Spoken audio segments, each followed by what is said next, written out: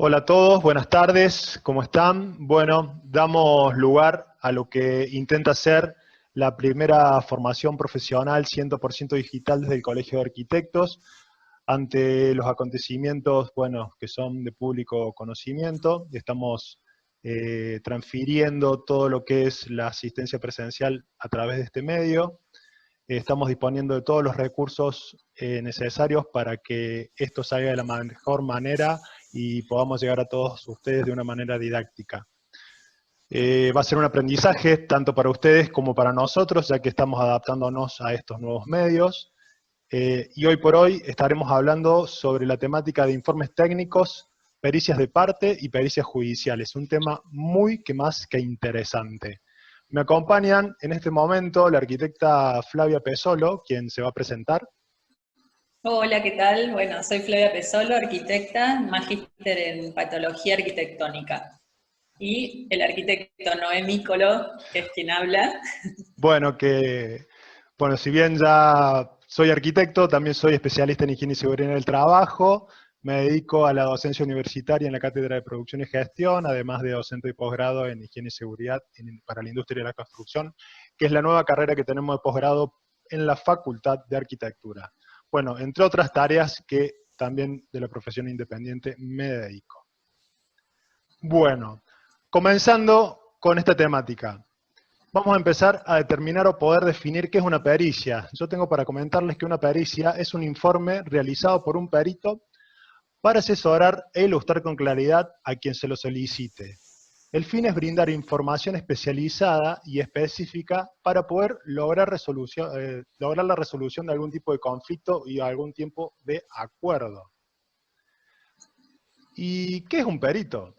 Un perito va a ser una persona experta con conocimientos técnicos, específicos y experiencia, cuyo aporte es fundamental para dar resolución a un caso. ¿Qué va a aportar una pericia en muchos casos? Una pericia va a aportar información y apreciaciones de circunstancias que van a ser relevantes y fundamentales para poder tomar una decisión. Estas circunstancias y apreciaciones deben ser fácticas. Entendemos por fácticas a los hechos que pueden ser en oposición a lo teórico o imaginario. ¿Qué quiere decir? Que deben ser concluyentes, que no podemos manejarnos en el mundo de los supuestos, sino que tenemos que fundamentar mediante apreciaciones técnico-científicas lo que estamos diciendo.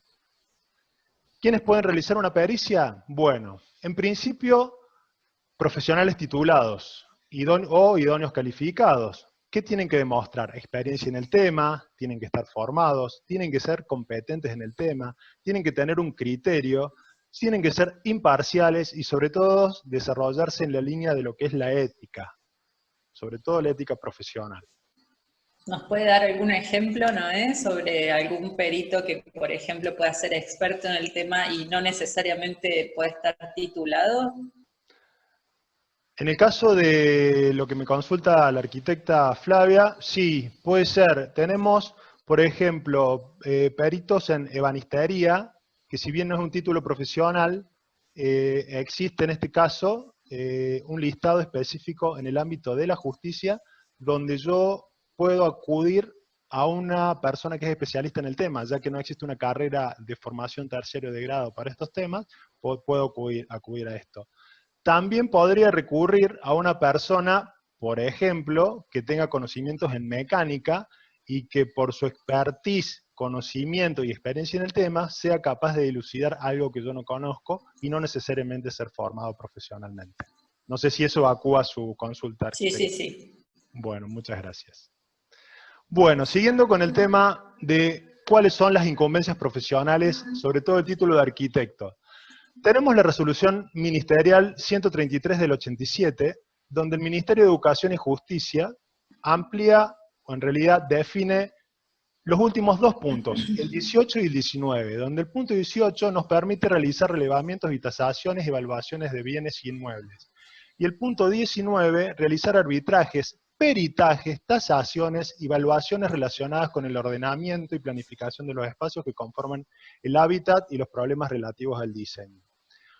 A esto se le suma la ampliación de las incumbencias en la resolución 498 del 2006 en su anexo 10, donde se nos incorpora la incumbencia número 20, donde a los arquitectos nos da la capacidad de proyectar, ejecutar y dirigir y evaluar todo lo concerniente a la higiene y seguridad en obras de arquitectura. Lo que sí cabe destacar que para poder llevar adelante un servicio de higiene y seguridad necesitamos disponer o contar con un curso de posgrado de no menos de 400 horas. ¿Qué significa esto? Que la incumbencia número 20 nos está dando de alguna manera la obligatoriedad a tener que dar pauta y cumplimiento a las leyes de higiene y seguridad. Pero con el título de arquitecto no podríamos estar presentando un programa de seguridad, que eso lo definiremos o detallaremos un poquito más adelante. Bien, yo le quiero recordar a los que están viendo esta presentación que si tienen alguna duda pueden ir escribiéndola en el chat de la clase y al finalizar la clase vamos a evacuar todas las dudas que vayan surgiendo. Bien, bien, muy buena esa aclaración. Me siento un poco en la radio, arquitecta Pesolo, me parece que podríamos innovar en algún espacio radial o televisivo. A ver, continuemos. ¿Se escucha bien? Sí, Estimo sí, que sí, perfecto. ¿no? A todo esto estamos en diferido, ¿no? Cada uno en sus respectivos hogares cumpliendo la cuarentena obligatoria. Yo en el colegio de arquitectos, no, mentira, estoy en mi casa y pusimos el fondo representativo nada más. No se imagina lo que hemos renegado para poder llegar a esta instancia, pero estamos tratando de dar 100% todo lo de nosotros. Bueno, volviendo al tema. ¿Cuáles son los distintos roles que cumple el profesional arquitecto como perito en las actividades profesionales reservadas a su título? Bueno, esto se plantea en una resolución del 2018, la 1254, en donde se plantea un recorte de nuestras 20 incumbencias. Esto significaría que el Ministerio de Educación plantea agrupar todas estas incumbencias, las 20, en 4 grupos. Estos 4 grupos, en principio, se entienden como un limitante a las actividades que podemos desarrollar como arquitectos, pero si comenzamos a analizar un poco, nos encontramos que, por ejemplo, no sé si se llega a ver con el mouse, el punto número 4 habla de proyectar, dirigir y evaluar lo referido a la higiene y seguridad, lo concerniente a la actividad profesional, que es la incumbencia número 20, y en el punto número 3 hablaría de lo que es certificar el funcionamiento y condición y uso o estado de lo mencionado anteriormente. Lo anteriormente hace referencia a que podemos ejecutar obras de arquitectura.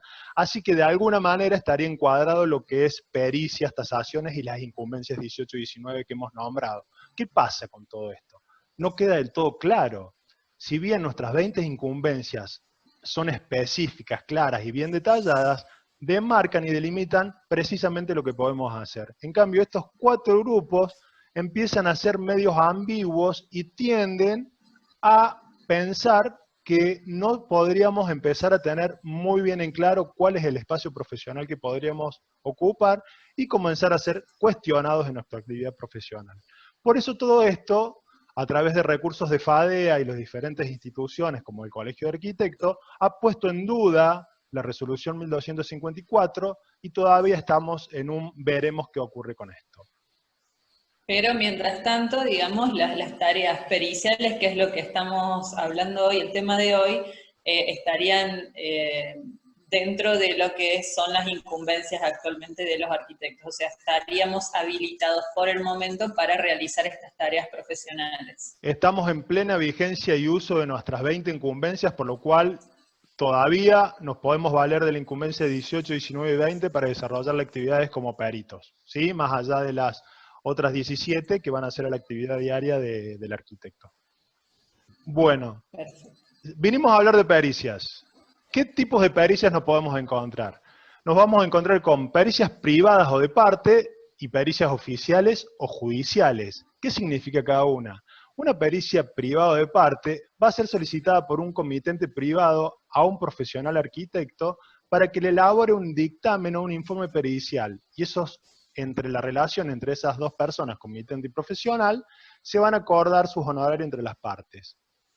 Un perito oficial o judicial va a ser elegido por sorteo de un listado oficial y nombrado judicialmente a pedido del juez para elaborar un informe judicial.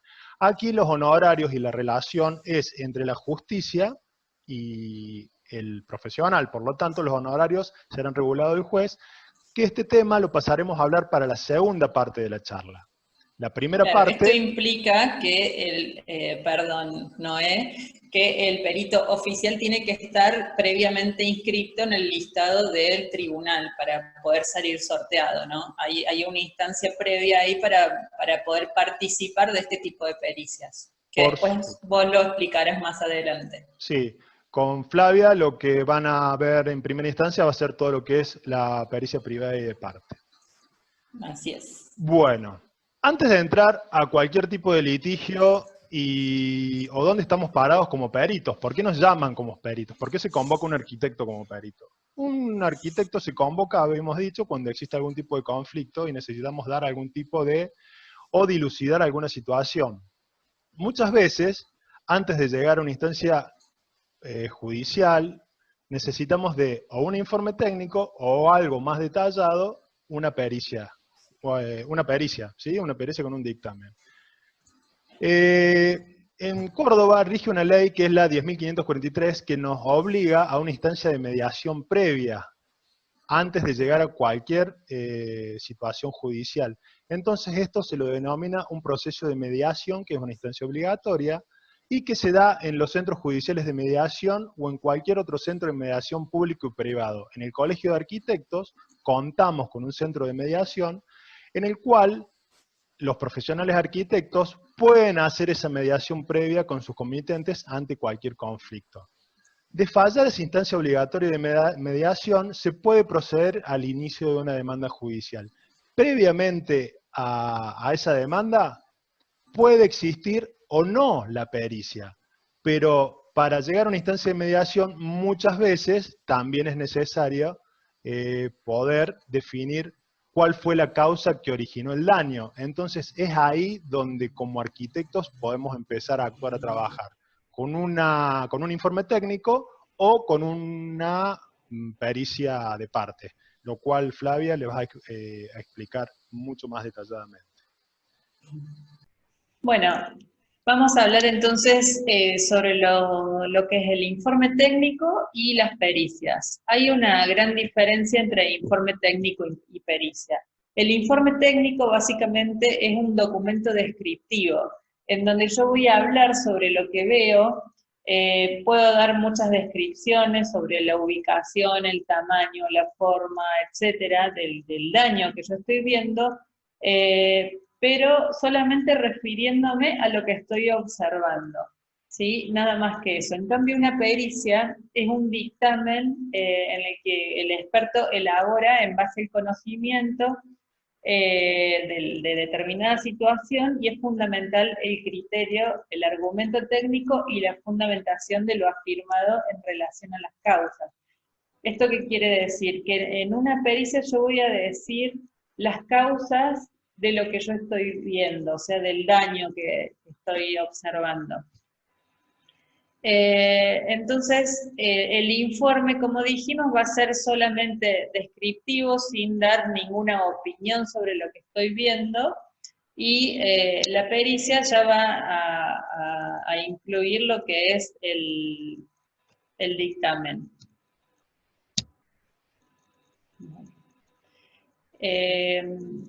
Acá hay un resumen entonces sobre lo que es el informe, que es un documento descriptivo, expone circunstancias y hechos de lo observado, no omite opinión. Y las pericias, en cambio, es un dictamen técnico, se fundamenta lo que se afirma y se incluyen los dictámenes sobre las causas de los daños observados. Bien, bien, bien. O sea que queda claro esto de la gran diferencia entre que uno simplemente manifiesta lo que está observando y en el otro ya tiene que concluir o definir algunas situaciones un poco más específicas. Así es. Bueno, entonces estas son básicamente las diferencias entre un informe y una pericia. Bueno, Flavia, yo te quería consultar si podías darnos algún ejemplo doméstico al respecto de la diferencia. ¿Cómo lo podremos ejemplificar a estas dos Sí, cuestiones? por ejemplo, nosotros podemos estar observando un mismo daño, por ejemplo, una grieta. En el caso de un informe, nosotros vamos a estar describiendo simplemente la grieta, si es inclinada, qué abertura tiene, sobre qué elementos está dando, si es vertical, si es horizontal. Eso sería simplemente lo que es descriptivo. Ahora, si yo ya empiezo a decir que la causa de que se generara esta grieta puede haber sido por ejemplo, un asentamiento, entonces en ese caso ya estamos dando una opinión sobre la causa, ya estamos dando un dictamen, ¿sí? Entonces, eso ya pasaría a ser una pericia. Pero para que sea una pericia con validez, si yo digo que es un asentamiento, tengo que presentar la prueba de por qué yo estoy diciendo que es un asentamiento. En ese caso se tendrá que hacer algún testeo, algún sondeo, una prueba auxiliar para decir de que esa grieta fue generada por un asentamiento. ¿Se entendió más o Mm, menos? sí, muy bien, muy bien. ¿Podríamos decir entonces que cada vez que nos llaman a hacer un informe, en realidad lo que nos están pidiendo muchas veces es una pericia, nuestro comitente, y se confunden en el término? La mayoría de las veces es así. Nos Y se llaman para que sorprenden. nosotros demos una opinión profesional sobre determinado daño. Yo como ejemplo más doméstico iba a decirte o mencionarte que podríamos decir, bueno, que nos llaman porque pierde alguna canilla, pierde una gota de agua. Entonces el momento descriptivo es decir, sí, evidentemente hay una gota de agua perdiendo. El por qué definir por esa agua, gota de agua está perdiendo va a ser porque el cuerito de la canilla seguramente está roto. De determinar que el cuerito de la canilla esté roto es el dictamen, poniéndole un Claro, término mucho más doméstico a la aclaración, mucho más, así es. eh, sí, Es que mucho más eso es definida que una antes. pericia, digamos, es investigar cuáles son las causas de lo que nosotros estamos viendo. Esa es la actividad Bueno, pericial, ¿sí? Un no la informe molesto más. simplemente descriptivo. La dejo continuar, arquitecta. Bueno, después, ¿qué es lo que se espera de una pericia de parte? Esto es muy importante tenerlo en claro porque esto es lo que nos va a pedir, por ejemplo, un abogado cuando nos solicita una pericia de parte. Esto es todo lo importante que un abogado necesita que contenga nuestra pericia para poder llevar adelante una demanda. Bueno, por empezar, el sujeto son las partes implicadas y qué relación existe con el hecho, ¿no? Y por supuesto sobre qué es lo que se está hablando, qué es lo que se está peritando. Los hechos.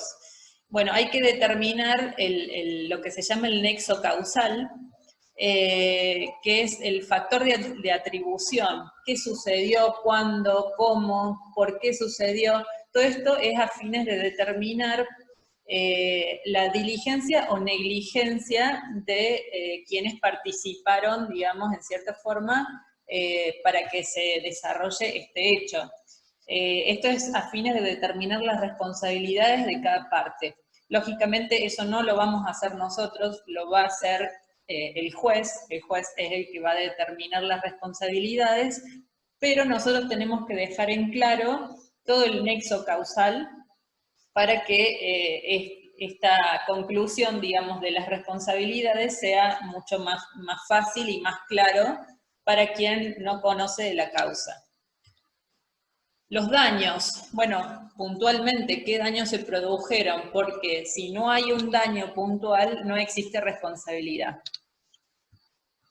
Los costos, esto lo tenemos que dejar bien en claro, esto quiere decir cuánto se dañó, esto nos dice a nosotros cuánto se dañó la cosa, ¿no? Entonces esto lo utilizan los abogados para partir y cuantificar una demanda.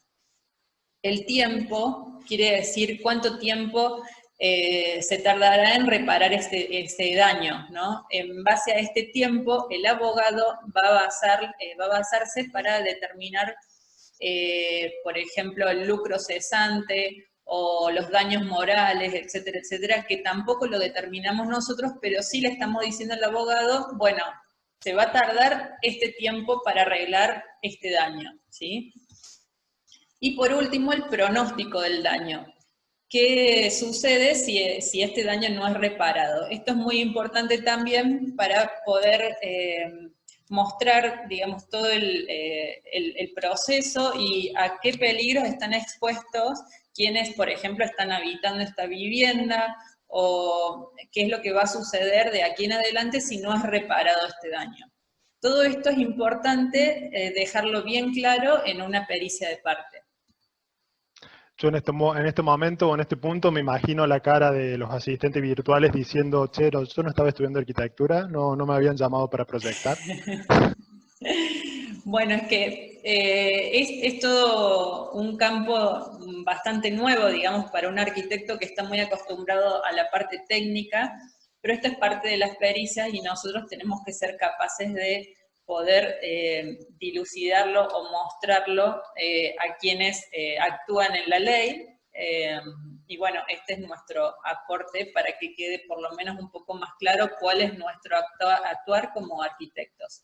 Determinar un costo, determinar tiempos, determinar daños, son cosas que sí estamos habituados a hacer, lo que pasa es que por ahí es difícil ponerlo todo esto junto en una pericia, ¿no? Pero es algo relativamente sencillo. En un marco más formal, digamos, en formato de informe o pericia, pero es un espacio profesional y de amplio desarrollo que hay que animarse y que tiene mucha salida laboral, de alguna manera. Sobre todo en Exactamente. épocas de crisis, porque en épocas de crisis aparecen muchos más conflictos. Sí, sí, pero también aparecen las oportunidades, justamente. Así que hay que estar preparados para eso y saber qué es lo que se espera de nosotros. Por eso es importante esta mirada del abogado por ahí, qué es lo que espera cuando viene a un profesional y nos solicita una pericia. ¿Sí? No está esperando un informe descriptivo, está esperando que nosotros le resolvamos todas estas dudas que él no puede determinar porque no tiene la visión técnica que nosotros tenemos. Vale aclarar en este punto que cuando te referís a un abogado es que ya estamos hablando ya de un poquito de una instancia un poco más judicial, pero que Sí, previamente lo a que un pasa es abogado también que puede ser un puede comitente. ser un comitente, sí, sí, que lo vamos a explicar en las próximas filminas, pero la finalidad siempre termina siendo la misma, digamos, nosotros no podemos hacer, si nos solicitan una pericia o un informe técnico pericial, hacer un informe que sea solamente para el comitente y después si el abogado nos pide hacer otro informe para el abogado.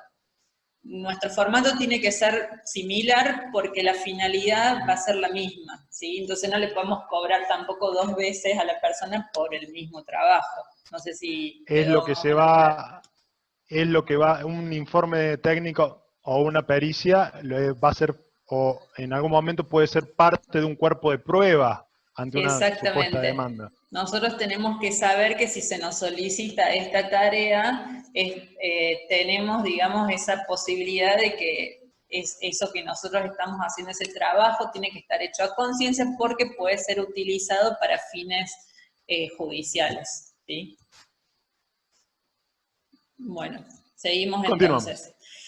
Así nos ¿Cuáles son los, continuamos aburriendo con este tema. sí, ¿cuáles son los tipos de conflictos? Lo que tiene de bueno que le pueden poner pausa, me parece, o no sé si esto lo sacaremos derecho. Bueno, No, esto va quedará derecho, sobre va la... derecho. Bueno, los tipos de conflictos que dan origen a las pericias. Son infinitos, la verdad que puede haber conflictos de todo tipo, la verdad, pero bueno, vamos a nombrar algunos. Puede ser, por ejemplo, incumplimientos de contrato entre profesional y comitente, de estos hay muchos, mal desempeño del ejercicio profesional, reclamos por problemas constructivos y o calidad esperada, por vicios ocultos y o aparentes, las clásicas son las humedades, las rajaduras, grietas, instalaciones deficientes, incumplimiento de contratos, que pueden ser incumplimiento de legajos o pliego, planos de obra, o sea, se ejecutó, por ejemplo, una tarea que no responde al plano, plazos de obra no cumplidos, montos de obra no respetados, invasión de dominio privado o público, medianería, esto también es todo un campo muy amplio para trabajar, falta de pago de honorarios, ¿a quién no le habrá pasado? Esto también es un conflicto que da origen a una pericia. Accidentes de trabajo, que eso se encarga más el arquitecto micólogo. Relaciones de trabajo, bueno, entre muchos otros, ¿no? Entre etcétera y etcétera. Etcétera. La convivencia humana es compleja. Sí. Bueno, la estructura de una pericia. Si bien recién dijimos qué es lo que no puede faltar en una pericia,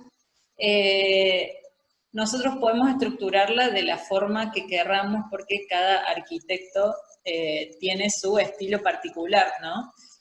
Siempre y cuando respetemos estas cosas, digamos, que no pueden faltar, nuestro formato puede ser el que nosotros querramos y con el cual nos sentamos más cómodos. También va a depender del tipo de daño que nosotros estemos observando, la patología, eso también nos va a indicar un tipo de formato que nos pueda servir más para el caso.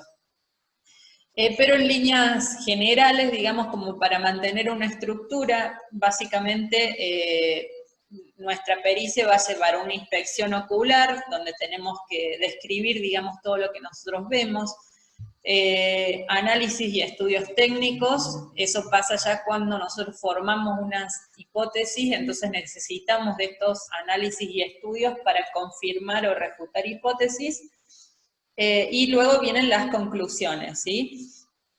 Eso sería básicamente lo que tiene que tener una pericia. Y para el caso de la pericia oficial, ahí ya se respeta un orden formal de presentación, desarrollo y conclusión. Eso les va a hablar el arquitecto micólogo más adelante. Estaremos profundizando en la segunda parte. Así es. Bueno, las premisas básicas.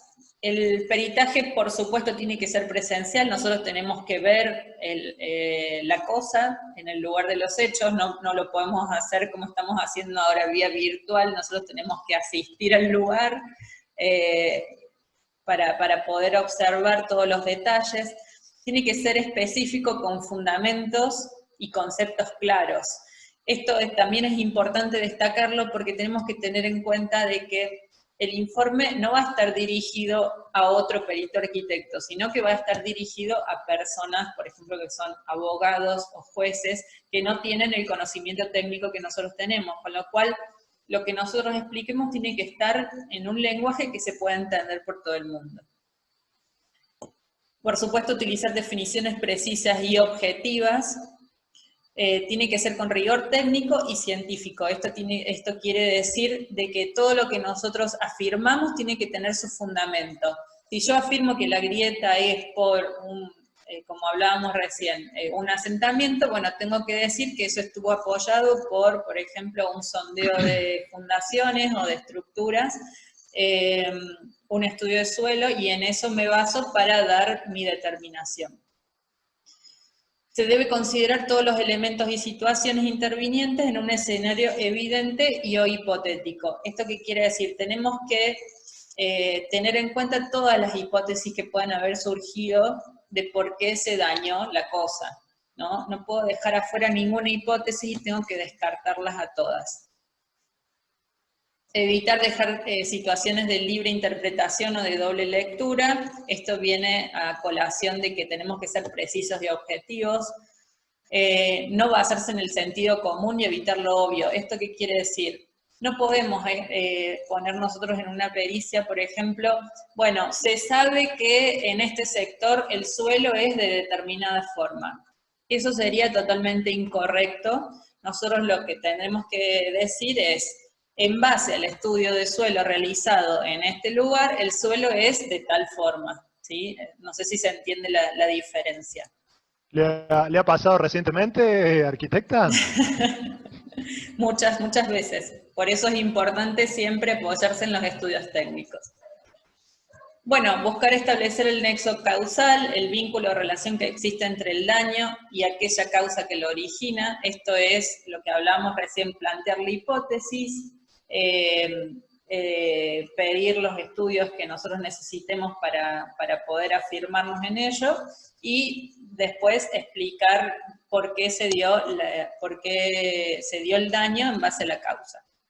Contundencia en la conclusión final, porque es determinante. Muchas veces los abogados o los jueces directamente van a la conclusión final porque no tienen ganas de leer todo lo anterior o ver lo anterior, van directo a la conclusión. Así que tenemos que ser muy contundentes acá, resumir todo lo que se puso en el informe previo, y no podemos poner en la conclusión nada que no se haya dicho en el informe. Si no podemos traer ningún concepto nuevo que no se haya explicado previamente en el desarrollo de la pericia. Ya que de ese modo no estaría fundamentado. Exactamente. Y bueno, tener siempre presente que la pericia, como dijimos recién, está dirigida a personas que no poseen la misma formación que el perito. Y lo que decíamos recién, coherencia entre lo analizado con las conclusiones. Bueno, también hay que presentar dentro de lo que es nuestra pericia toda la documentación, antecedentes y fotografías. Esto lo podemos poner dentro del cuerpo de la pericia o como anexo. Eso va a depender del formato que elija cada uno.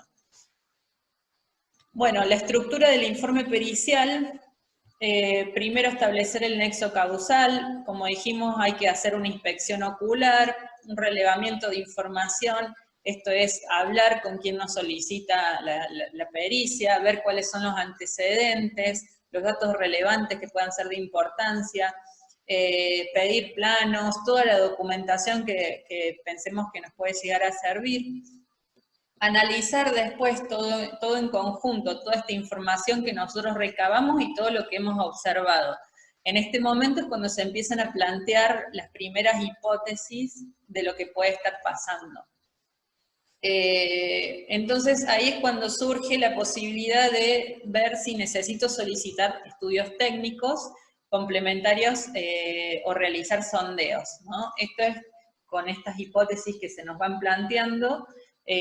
Por ejemplo, si yo pienso que hay un asentamiento, que hay un problema en la fundación, bueno, pediré un sondeo de esa fundación o pediré un estudio de suelo, siempre basándome en una hipótesis coherente, ¿no? Porque no puedo salir y pedir 80.000 estudios técnicos que lógicamente tienen su costo, simplemente porque tengo ganas de pedirlo. Tiene que haber una justificación del pedido. Bueno, y con todos los datos se establecen estas hipótesis, se va descartando las que son menos probables, ¿no? En base a los resultados que yo voy obteniendo y a la experiencia, por supuesto, de cada uno. Y a lo último, bueno, elaborar el informe o la conclusión final basado en la teoría que se establece con fundamentos, que es lo que hablábamos del nexo causal. En esto de establecer las hipótesis para poder tener una conclusión final y el pedido de estudios, es comparable como cuando uno asiste como paciente al médico. El médico en sí, yo cuando me presento puedo ir con una gripe, bueno, no es el tema sí, más acertado para ver en este momento, sí, pero bueno, o voy con una fractura, previamente a poder diagnosticarme, si bien está viendo cómo en una inspección ocular está diciéndome que estoy quebrado, para dar el tratamiento va a necesitar de un estudio técnico, un estudio específico que va a ser una radiografía. De este modo va a ser concluyente cuál va a ser el tipo de tratamiento que va a tener que hacer, si va a ser un yeso, si va a tener que hacer una cirugía o alguna otra cuestión que sea determinante. Sí, así es, digamos, yo no quería meterme tanto en lo que es la parte de la patología en sí de la construcción, para no irnos tanto del tema, pero funciona de esa forma, digamos, hay que plantear un diagnóstico del daño que yo estoy observando, o sea, los síntomas que yo veo, plantear el diagnóstico para poder proponer después la mejor cura, digamos, para este problema, ¿no? Pero para tener un diagnóstico yo necesito hacer estas determinadas pruebas. Es tal cual el ejemplo que está hablando Noé. Que ahí es un poco donde hay una resistencia por parte de quien nos convoca. Muchas veces pretende que nosotros como arquitectos, a través de nuestro contacto y esa magia que tenemos con la construcción sepamos absolutamente todo. Que por imposición de manos nos hablen un poco las paredes qué es lo que ha ocurrido, pero es necesario y fundamental poder contar con los estudios técnicos, tanto ensayo de suelo, calas, prospecciones, Sí, etcétera, para además poder eso desarrollar. es lo que va a apoyar, digamos, nuestra conclusión, ¿no? Tener de fondo una prueba que diga que realmente lo que nosotros decimos es así y que no haya lugar a dudas, porque si no vamos a estar hablando de algo subjetivo y basándonos simplemente en el conocimiento personal. Y en este caso, digamos, eso no Y, tiene validez. y volvemos a uno de los primeros términos de lo fáctico, que no puede quedar en el término de los supuestos. Así Tiene que es. ser contundente. Bueno, después de que ya nosotros terminamos de hacer esta pericia, digamos, de parte, puede venir una segunda parte que es la intervención para eliminar la causa. Esto no necesariamente, digamos, nos puede pasar, pero muchas veces, si el comitente ha confiado en nosotros para hacer esta pericia, digamos, de parte, quizá también confía en nosotros para hacer la reparación del daño. ¿Sí? Entonces, eso también es un campo laboral importante, por eso tenemos que plantearlo de la mejor forma. En este caso, la intervención para eliminar la causa se interviene preventivamente primero para evitar la evolución del daño. Esto, por ejemplo, si nosotros vemos de que hay grietas, digamos, en una estructura y que están activas, quiere decir que el daño va a proseguir, entonces nosotros tenemos que tomar las primeras intervenciones, como pueden ser, por ejemplo, apuntalar o reparar preventivamente una cañería que puede estar filtrando agua y me daña la estructura. Bueno, estos son todos casos de actuación de emergencia que nosotros tenemos que tener en cuenta.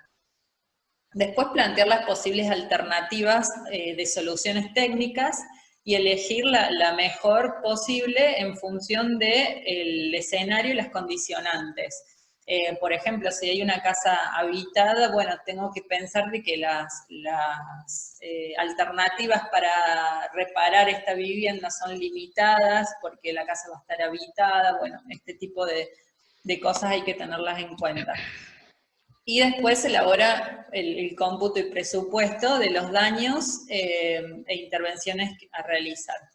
También hay que elaborar el plan de trabajo, planificar y programar la intervención. Y luego, bueno, realizar las intervenciones de reparación y las recomendaciones de uso y mantenimiento. Esto sería en una segunda instancia. Bueno, ahora vamos a hablar específicamente del perito en instancia privada con un par de ejemplos. Bueno, entonces ahora vamos a hablar del perito en instancia privada. ¿Quién es el arquitecto en el perito en una instancia privada? Es un arquitecto que está fuera del pleito, ¿sí? Esto quiere decir que no es ni el damnificado ni el supuesto responsable de los daños. Es contratado o encargado por una parte para elaborar un informe o dictamen. Esta parte, como dijimos, puede ser un comitente cualquiera o puede ser un abogado directamente que lo haya contactado un comitente y este abogado necesite una pericia técnica. Los informes periciales de parte no tienen carácter de peritaje, sino que constituyen pruebas preconstituidas y extraprocesales. ¿Esto qué quiere decir? Que si bien nuestra pericia, como dijimos, tiene que estar fundada técnicamente y, digamos, tiene que ser totalmente imparcial, esto no le da garantía a la contraparte de que se haya hecho de esa forma. Por lo tanto, por eso es que no tiene carácter de peritaje a nivel de en instancia judicial. ¿Sí? No se lo toma como verdad absoluta, sino que es la prueba que aporta la parte. ¿Sí?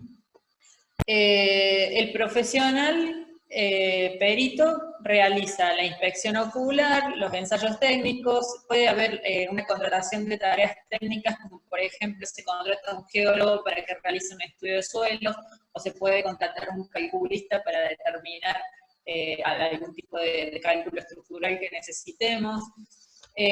Además hace el análisis y el estudio de los datos, los antecedentes, formula las hipótesis, elabora las conclusiones y por último elabora el informe técnico y o pericial. Esas son las tareas que puede llevar a cabo el perito en instancia privada.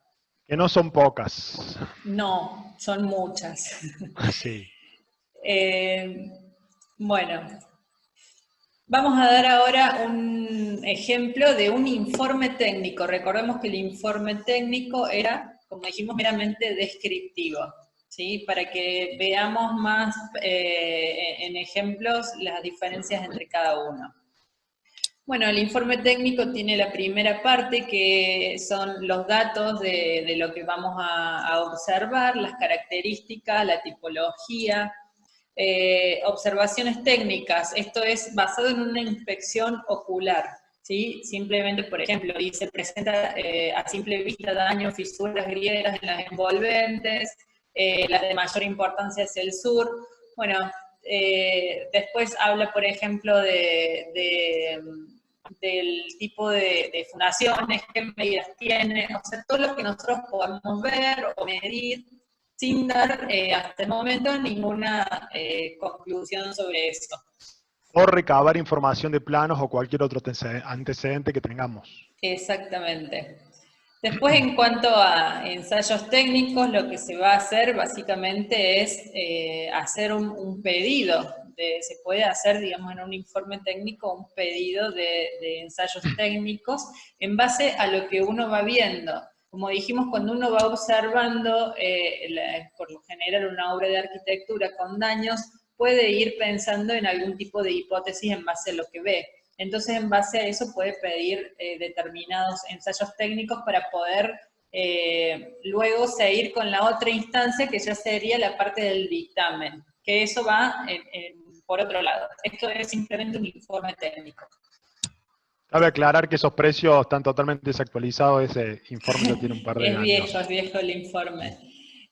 Bueno, se puede anexar un registro fotográfico, esto es a fines de documentar lo que se ve, porque también puede ser de utilidad, digamos, para quien nos contrata, simplemente hacer una certificación de daños, esto también es valedero.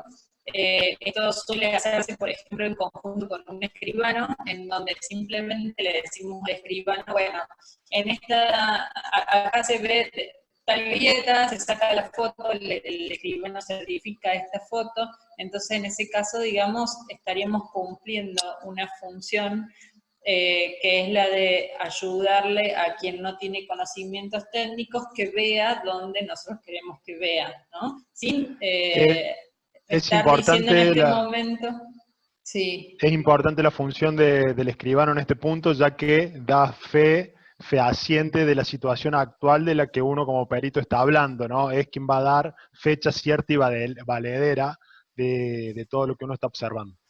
Exactamente. Bueno, entonces esto puede estar acompañado de la certificación del escribano, toda una serie de fotografías y descripciones, documentación que nos hayan aportado. Y ahora ya vamos directamente a lo que es el ejemplo de la pericia de parte, ¿sí? Acá ya entonces, aparte de toda la parte de descripción, vamos a ver que ya vamos a empezar a ver conclusiones o dictámenes sobre los daños que observamos. En este caso, una vivienda en un barrio privado, en donde nosotros nos llamaron para determinar las causas de los daños observados. Bueno, como dijimos, no hay una estructura guía, sino que cada uno tiene su estilo. En este caso, por ejemplo, lo que yo había puesto era un índice como para guiar más o menos todos los puntos importantes que contenía este informe pericial.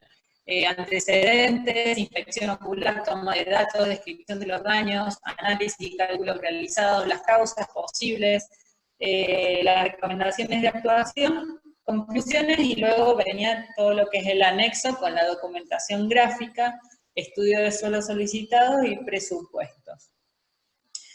Bueno, esa primera parte era todo lo que es los datos de la obra, la ubicación, la tipología, antecedentes y objetos. Esto quiere decir para qué se hace este informe, para qué se lo solicita y cuáles son los antecedentes a los que nosotros pudimos acceder. En este caso, pudimos obtener planos de relevamiento, planos de estructuras.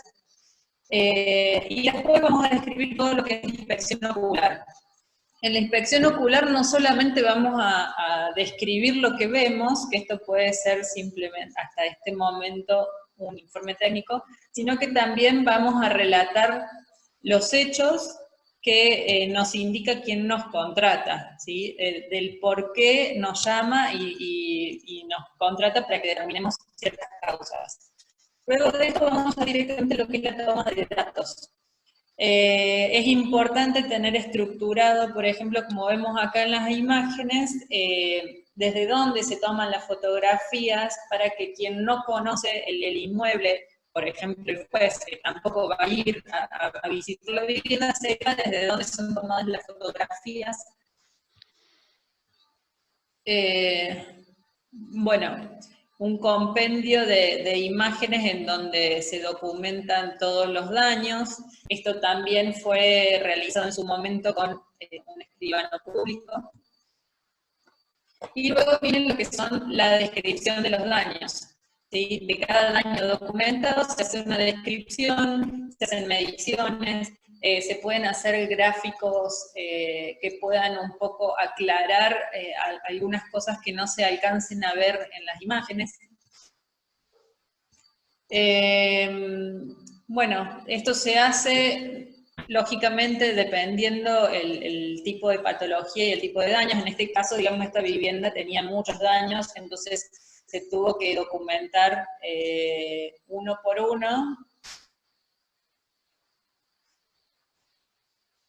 Tenía varios hundimientos, deformaciones en los pisos, grietas. Bueno, era bastante completo el cuadro patológico. Muchas veces estos gráficos, que si bien cuesta a veces hacerlos, pero la verdad que a veces los gráficos nos ayudan a nosotros como para guiarnos un poco hacia la causa, ¿no? La causa que puede haber provocado estos daños. Bueno, como dijimos, había varias grietas. Las grietas, esto es más de la parte de la patología en sí, pero se documentan, se miden, se dejaron testigos en este caso de esta vivienda en la primera inspección que se hizo para verificar si las grietas estaban vivas, como se llama, si el proceso está aún activo, esto para determinar el nivel de peligrosidad que podía tener esta estructura. Bueno, luego de documentar todos estos daños, pasamos a la parte de lo que es el análisis y cálculos realizados. Acá depende de toda la observación que se haya hecho. En este caso, digamos, lo que yo pensaba o suponía era, lógicamente, que había un problema en las fundaciones o en el suelo. Y por lo cual se habían causado algunos asentamientos. Entonces, se pidió en ese momento un estudio de suelos, en donde se pedía específicamente determinar los estratos geológicos, la resistencia dinámica respectiva y el tipo de fundación existente, y a qué cota de fundación estaba. Todos estos datos me iban a decir a mí cómo se estaba comportando esa fundación, porque yo no tenía planos de acceso a lo que son las fundaciones, tampoco tenía un estudio de suelos, entonces no sabía qué suelo era el que estaba en ese lugar. Entonces se solicita este estudio. Bueno, el estudio fue muy contundente en este caso y decía de que, bueno, hasta los 4 metros aproximadamente de profundidad, el manto era propenso a grandes deformaciones frente a incrementos en el contenido de humedad. Esto ya nos va diciendo nosotros que veníamos encaminados en lo que es la hipótesis, ¿no? Que había un problema en el suelo. Después, bueno, estas son imágenes del momento en que se realizó el estudio del suelo, y también nos dijo de que el tipo de cimiento era una zapata que apoyaba los 70 metros de profundidad, 70 centímetros de profundidad, y nos dio también el tipo de suelo y la tensión admisible. Con estos datos, yo pude realizar un estudio con un análisis de carga simple, porque tenía una estructura de la vivienda, entonces decidí hacer el análisis de carga del muro y de la columna, que era lo más representativo. Luego del análisis de carga, se pudo determinar, y comparándolo con la resistencia mecánica del suelo, de que la carga cortada era mucho mayor que la resistencia mecánica del suelo. Entonces ahí teníamos un problema que era básicamente que estaba mal dimensionada la fundación y no estaba en la correcta. Obviamente la columna, al ser una carga concentrada, la carga era mayor, era de unos 50 kilos por centímetro cuadrado, era bastante mayor de lo que resistía el suelo, con lo cual hubo muchas deformaciones en este suelo. Bueno, después se plantean las causas posibles. Estas son todas las hipótesis que surgieron en ese momento, incluidas las que proponía la contraparte como para defenderse cuando tomar nota, digamos, de estos daños. Se plantean las hipótesis para poder decir, esta hipótesis se descarta porque tal y tal cosa, o sea, se tiene que ir justificando cada hipótesis, ¿por qué se la descarta o por qué se la verifica, ¿no? Después, en base a lo que nosotros acabamos de confirmar, que había un problema con las fundaciones, que el suelo era muy deformable y que era colapsable también en contacto con la humedad, entonces se empieza de vuelta a rever todos estos daños que se habían documentado para verificar si son compatibles los daños con la causa que nosotros estamos asegurando. Entonces, se cotejan las dos y se verifica de que realmente esta es la causa que nosotros aseguramos.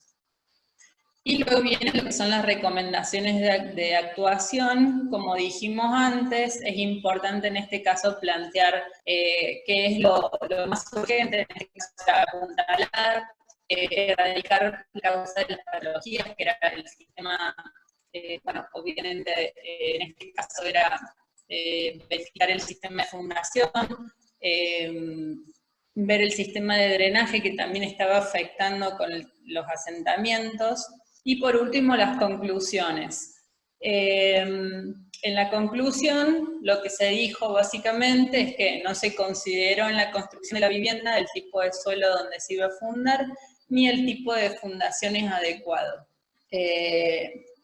Se hace mención al estudio de suelo como para apoyarnos en este estudio y decir lo que nosotros estamos diciendo es así.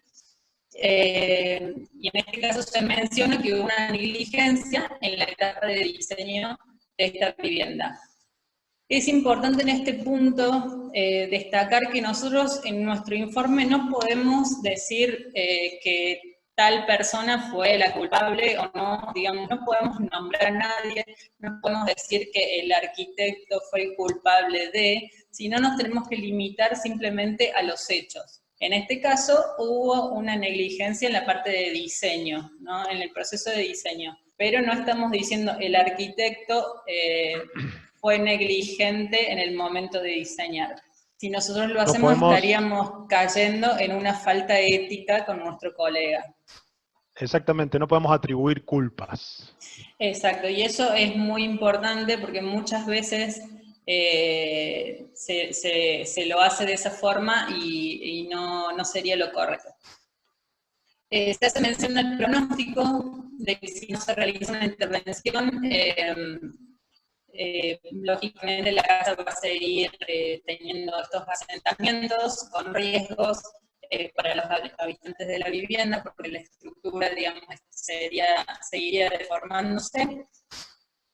Y por último, bueno, se termina este dictamen diciendo cuántas páginas tiene, esto a fines de que no se puedan introducir páginas intermedias, cuántos anexos, y bueno, y que se somete este dictamen a una opinión mejor fundada.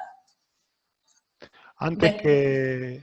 perdón, seguía, Sí, discúlpame. sí. No, bueno, después se introducen lo que son los presupuestos. Esto puede ir en el cuerpo de la pericia o como un anexo, en donde el presupuesto es importante designar, por lo menos en lo general, cuál sería la propuesta, ¿no?, de rehabilitación, porque si no, nosotros no podíamos supuestarlo. Si nosotros sabemos la causa, qué es lo que está generando esta patología, vamos a entender cuál es la mejor forma para rehabilitarlo, ¿no? Por eso es importante un buen diagnóstico, porque un diagnóstico erróneo también nos va a dar una solución errónea, ¿no? Es muy importante estudiar las causas. Entonces, en este caso se hace el presupuesto de esta área de rehabilitación, y también se pone el tiempo estimado de ejecución de obra de rehabilitación. Esto a fines de lo que hablábamos al principio, de que el abogado después, en base a estos tiempos y a este monto que nosotros estamos citando, va a basar su demanda y va a poder cuantificar el daño. Bueno, hemos llegado... Acá te quería hacer la consulta, si volvés Sí. una atrás antes. Ahí había Sí. leído la fecha, que era más o menos del 2017, este informe pericial. Sí, Y bueno, fue recién en has tenido 2017. novedades hace Sí. poco. No sé si querés Y comentarnos brevemente. los tiempos de la justicia son lentos, pero bueno, a causa de este informe pericial, digamos, el abogado de la comitente que me contrató en ese momento para realizar este informe,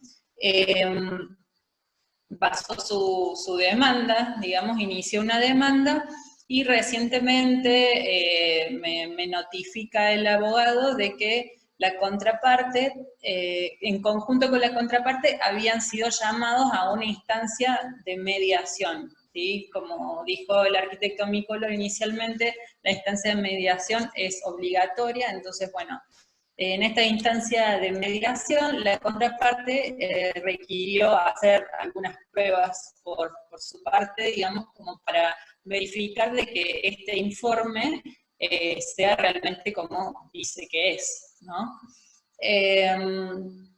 Bueno, en resumen, como realmente yo tengo que decir de que el estudio de suelos estaba muy bien hecho, hay que saber también de que el profesional que se contrata para realizar estas pruebas sean profesionales aptos para la tarea, para que uno después esté tranquilo en las conclusiones que llevó a cabo, ¿no? Bueno, en resumen, se dio cuenta un estudio de suelo en el que se confirmó básicamente todo lo que yo había puesto en esta pericia. Así que bueno, en estos momentos seguramente deberán estar arreglando económicamente las partes, pero bueno, salió todo bien para mi comitente, por suerte. Si vale mi aporte y mi comentario, el estudio de suelo llegó luego de generalizar o querer generalizar una situación de que en esa zona todos los estratos de suelo eran de cierta manera, y terminó concluyendo que no, que justamente y específicamente para ese terreno y ese punto en especial, la situación era distinta. Entonces hay una controversia, y justamente que uno no tiene que largar o dar de alguna manera conclusiones apresuradas sin tener un estudio certero que manifieste fehacientemente y de manera técnica lo que uno dice, porque muchas veces puede Sí, quedar mal parado.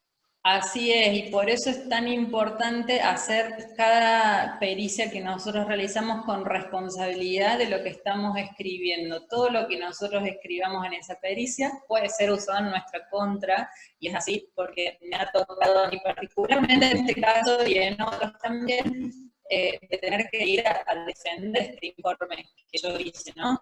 Y la verdad es que uno se siente tranquilo cuando hizo las cosas a conciencia, y que en este caso, por ejemplo, cuando se hablaba de, bueno, pero en la zona hay determinado tipo de suelo, uno tiene la seguridad de poder decir, no, no, pero en este caso el suelo es diferente y tengo el estudio que lo demuestra.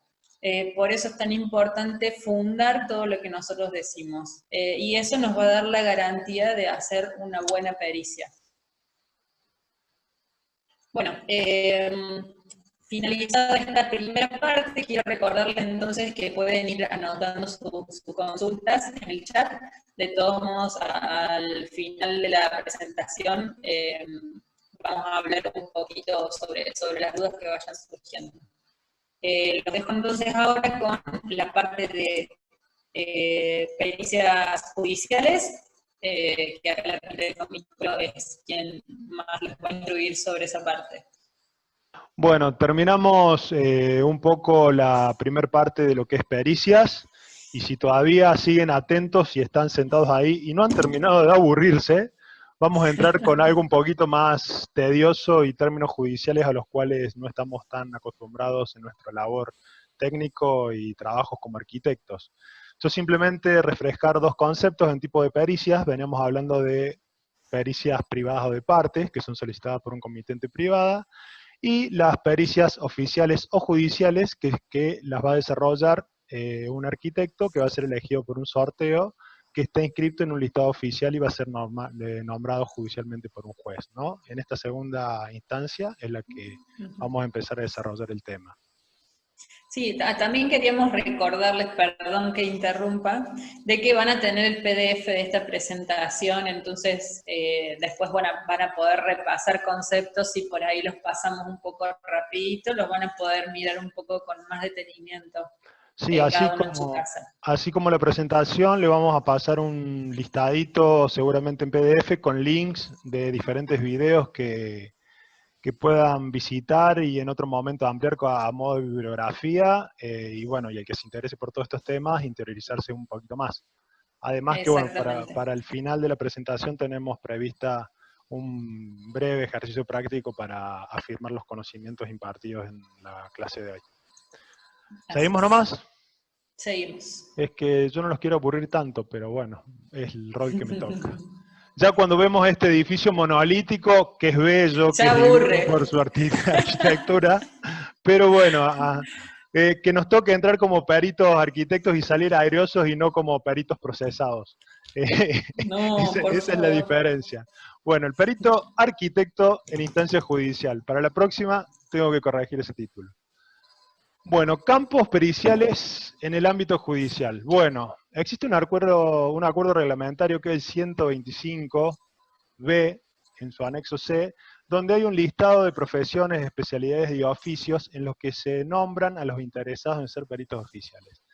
Habla de todas las profesiones y todos los oficios: medicina, contabilidad, taquigrafía, antropología, metropología, balística, etc. A nosotros nos va a interesar lo que es arquitectura e higiene y seguridad en el trabajo.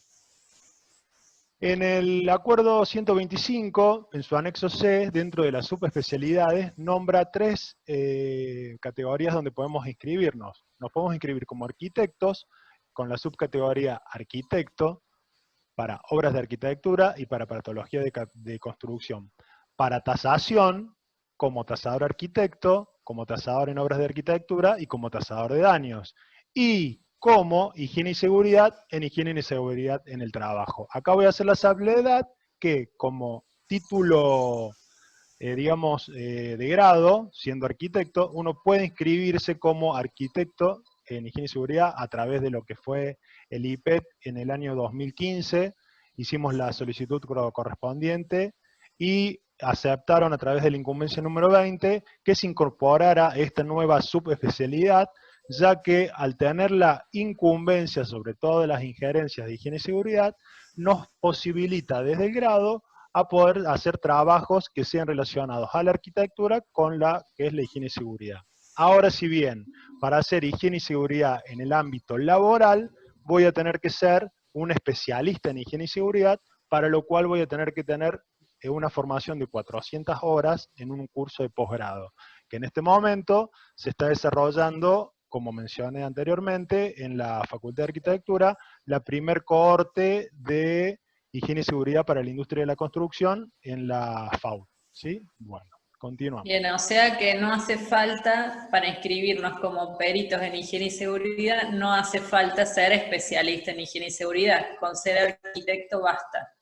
Para higiene y seguridad en arquitectura. Para Sí, higiene y sí, seguridad sí. en el ámbito laboral, que son accidentes laborales, y ya cuando participa una persona o un accidente de una muerte o salud, etcétera, etcétera, etcétera, ya sí vamos a tener que ser especialistas en higiene y seguridad. Perfecto.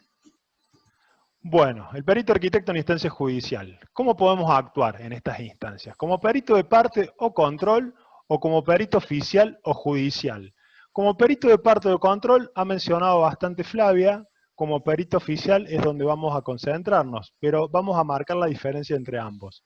Como perito de parte, el perito de parte solo debe ser propuesto por la parte interesada y se incorpora dentro de la causa, y es solicitado por un comitente privado para que elabore un informe pericial acerca de la determinada situación y lo asesore y represente en cuestiones técnicas que él desconoce, que vendría a ser en este caso el ejemplo que Flavia ha venido desarrollando. Y los honorarios se fijan entre las partes. Para el perito judicial u oficial, hay que desempeñarse como perito oficial y debe estar inscrito en el Tribunal Superior de Justicia, debe ser elegido por sorteo de un listado oficial y nombrado judicialmente por el juez, y los honorarios se van a regular por criterio del Tribunal Superior de Justicia mediante una tabla que ya definiremos, los cuales los nombra el juez. ¿Cómo es la relación entre el perito de parte y el perito oficial? Bueno, el perito de parte, si vamos desarrollando cada una de las tareas que realiza tareas de relevamiento, estudio de datos, solicitud de estudios complementarios y elabora su informe técnico pericial.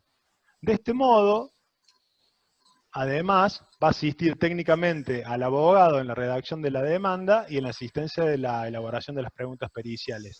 En esta instancia es cuando se hace el ofrecimiento de prueba. Ya pasó la instancia de mediación y hay una demanda realizada, entonces se realiza una presentación de este informe pericial, pasa a ser parte del cuerpo de prueba y se llama a un perito oficial para que haga la aceptación del cargo mediante el sorteo. Entonces este perito oficial va a hacer un análisis de expediente y estudio de los datos de ese expediente, ¿sí? Luego de haber hecho el análisis de datos y lectura del expediente, va a fijar una fecha para la inspección ocular y dar inicio a sus tareas periciales. El perito de parte, por su lado, va a tener la posibilidad de tener la asistencia al abogado en esa inspección ocular. Es un derecho y una garantía que tiene cada una de las partes. Cuando hablo perito de parte, hablo de las dos partes que intervienen en la causa, tanto el demandado como el demandante. Y una tercera figura, que es el perito judicial u oficial, el cual va a ser representado o va a representar a la mirada y los ojos del juez. Es el que va a tener la mirada imparcial de alguna manera. Una vez que se han realizado las primeras tareas periciales, el perito oficial puede solicitar estudios especiales y además elaborar su pericia. Elaborada su pericia, la presentará dentro de un determinado plazo, que generalmente son 15 días, y la parte podrá dar una impugnación total o parcial de corresponder de la pericia oficial y asistir técnicamente en la redacción del nuevo alegato. O puede dar una aceptación plena a este informe pericial, en el cual no habría por qué ampliarlo. Si hay una impugnación total o parcial, se dará al lugar a que el juez decida si es necesario o no la ampliación de la pericia, solicitada por las partes o solicitada por el juez. Esto más o menos para entender un poco el esquema de cómo se relacionan los diferentes peritos. ¿Cuáles van a ser los términos familiares al perito judicial o con qué nos vamos a encontrar cada vez que transitemos ese edificio monolítico que es Tribunal Superior de Justicia? Nos vamos a tener que enfrentar a términos o empezar a hablar de lo que es una pericia oficial, un sorteo, fijar fechas, partes demandadas, perito de control, qué es una cámara, qué es un juzgado, quién es su señoría, qué es una audiencia, qué son los abogados, impugnaciones, nexos causales, remoción, perito de cargo, regulación de honorarios, ampliaciones de pericias, puntos de pericias, conciliación, resolución, decretos judiciales, expediente. Un sinnúmero de jerga judicial que como arquitectos no estamos acostumbrados y que si bien nosotros manejamos la faz técnica y tenemos que hacer entendible nuestro rol técnico, el abogado es un poco más reacio a que nosotros entendamos ciertos términos. Entonces, de una manera, tanto transitar tribunales, terminamos aprendiendo a cómo leer y cómo interpretar algunas cuestiones del expediente y sobre todo tiempos procesales que son los que más importan en este caso de impugnaciones y de presentaciones de informe. Hay tiempos fatales para la justicia que si uno los deja vencer, no hay lugar a poder presentarlos nuevamente, así que hay que estar muy atentos a ellos y familiarizarse con todas estas terminologías, o con todas estas Sí, terminologías. igual que tendríamos que recordarles a todos los que están escuchando que seguramente están viendo esto y no entienden nada, de que una vez a la semana en el Colegio de Arquitectos hay una instancia de consulta de parte del Instituto de Pericias y Tasaciones, donde cualquier duda que surja respecto a esto, a los procesos legales y todo este tipo de cosas que nos estás explicando, lo podemos plantear ahí en ese espacio y vamos a obtener ahí una ayudita Que para suele ser, sobrellevar esto. que suele ser los martes de 11 a 13 horas el espacio para Así es. consultas. Si no, también por correo electrónico se puede evacuar alguna consulta o un llamado al colegio. Bueno, ¿cuáles son los pasos dentro de una pericia técnica o una pericia oficial?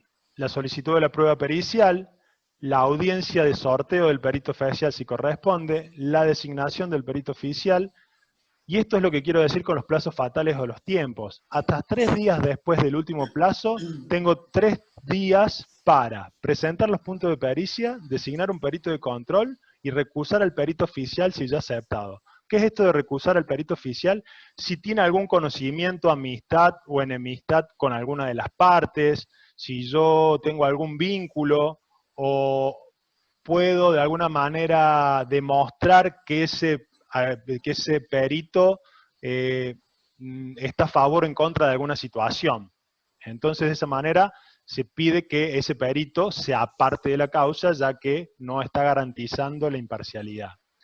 Luego, se dará la notificación al perito oficial, y el perito oficial aceptará el cargo y propondrá lugar y día para el inicio de las diligencias. Se notificará a las partes el inicio de estas tareas, por eso los tiempos de justicia por ahí son bastante lentos, todo esto suele tardar entre 15 a 30 días, cada una de las tareas que estoy mencionando, para luego dar inicio a las tareas periciales mediante un acta de inicio que se elabora al momento de iniciar las tareas. El perito oficial debe ver las notificaciones de las partes, de los peritos de control. ¿Por qué?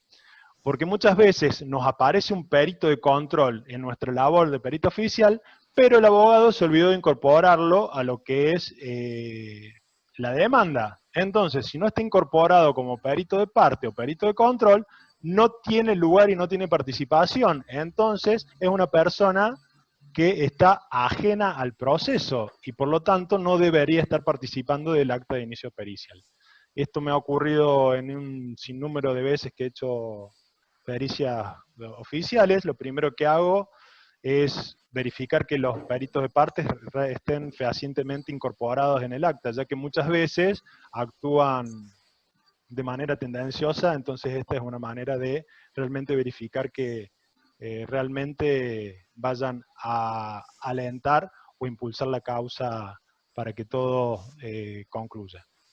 Bueno, Después hay una instancia para solicitar estudios complementarios y tiempos, y esto es muy importante que nosotros los arquitectos hagamos respetar. El abogado siempre va a pretender que nosotros elaboremos nuestros informes periciales de manera rápida, sin fundamentos técnicos y apoyándonos en supuestos. No, hay que decirles a los abogados, no, mira, para hacer, si vos me estás diciendo que tengo que delimitar el eje medianero, voy a tener que solicitar un estudio especial y voy a tener que hacer una mensura para mínimamente determinar cuál es fehacientemente el eje medianero, porque estamos hablando de medianería. Y yo no sé si la medianera que vos me estás hablando está en tu terreno o no.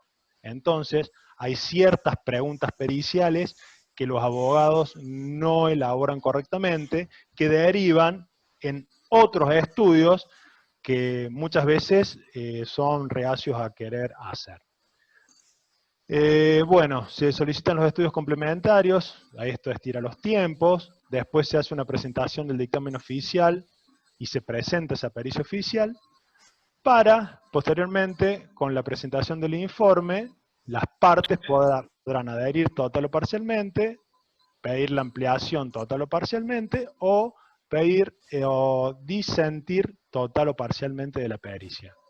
El juez, en base a la pericia aportada, podrá solicitar una ampliación o aclaración del documento, y para esto se va a notificar nuevamente a los peritos de control. Luego, si con toda esta documentación, y siendo que el perito oficial es de alguna manera los ojos del juez ante la situación, pero hay cosas que no sean concluyentes y haya dudas, puede disponer de medidas de mejor proveer. Entre ellas, puede ordenar una nueva pericia, por el mismo perito o por otro, ¿sí? Porque se está en busca de justamente clarificar y entender un poco mejor la situación para que se imponga o se imparta justicia. Estaba por decir algo, pero bueno, quedará para la próxima. Bueno, acá apareció también algo de que el juez puede disponer de medidas de mejor proveer, entrevista con los peritos o visitar la obra. Es muy raro que la visite, pero sí te puede llamar a audiencia para que la amplíes o la expliques qué es lo que estás queriendo decir, sobre todo si los términos técnicos que estamos utilizando son muy específicos. Claro, por eso es lo que decíamos al principio de que todos entiendan lo que nosotros estamos diciendo, ¿no? No reservarnos solo en un lenguaje técnico, sino que tenemos que tratar de que todos nos entiendan. Bien, bueno, ahora vamos a pasar a lo que es el desarrollo de un ejemplo de una pericia oficial, pero antes quería hacer una aclaración. Si bien yo recién nombré que el perito oficial actúa en la instancia ya de una demanda, cuando ya las partes presentaron judicialmente una demanda a través de abogados y hay parte demandada y parte demandante, también en la instancia de mediación se solicita la presencia de un perito oficial para dilucidar alguna cuestión, gastos y honorarios que son aportados por las partes que están mediando. O sea que el perito oficial no únicamente actúa en la instancia judicial de demanda, sino que también actúa en la instancia judicial de mediación. Eso es importante a tener en cuenta. Al igual que los peritos arquitectos, como peritos bien digo que podemos ser, además podemos formarnos como mediadores y ser mediadores de alguna instancia, ¿sí? Y tratar estas causas. Por eso mismo en el Colegio de Arquitectos existe un centro de mediación donde los arquitectos podemos tratar previo a cualquier instancia judicial. Flavia, vos has tenido experiencias en hacer mediaciones en el Colegio de Arquitectos. Sí, como perito de parte. En ese caso me habían contratado para hacer una pericia de parte. Y bueno, previo a hablar con un abogado, porque bueno, esta gente todavía no tenía abogados, me llamaron a mí primero, les recomendé ir a esta instancia de mediación para evitar por ahí el gasto que significa ir a un abogado, ¿no? Bueno, entonces me tocó asistirlos a ellos en esa oportunidad como asistente técnico. Y la mediación básicamente es una especie de careo entre las dos partes, en donde cada uno expone, digamos, sus motivos y se intenta llegar a un acuerdo para no tener que ir a instancias judiciales. En ese caso, como yo ya había hecho el informe técnico pericial, ya había, digamos, una base sobre la cual hablar, y esto es muy importante porque nosotros podemos defender lo que nosotros, en lo que nosotros hemos concluido con un fundamento, porque bueno, ya realizamos el trabajo de peritaje, ¿no?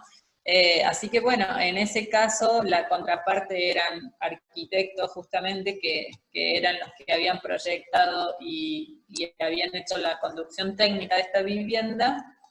Y bueno, como entendieron en ese momento que realmente tenían responsabilidad sobre los hechos, se pudo llegar a un acuerdo y entonces se evitó llegar a una instancia judicial.